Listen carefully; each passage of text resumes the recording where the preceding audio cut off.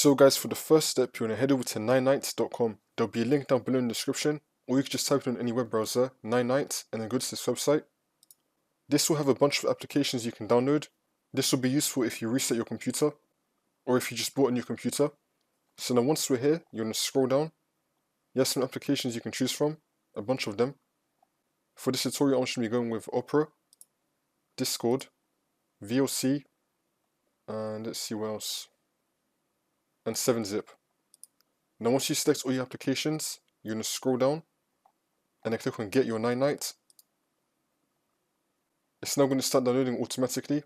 If it does not download automatically, then you're going to click on Retry the download right here. And then once you have it downloaded, we're going to click on it. Wait for this to load. And then click on Yes. Wait for this to load. It's now going to download and install all your applications that you selected earlier. And now it's been finished. All the applications are now on my desktop. I can open it up. And yeah, that's how you do it. If you click on Show Details, it'll show you everything that's been installed and the status. And yeah.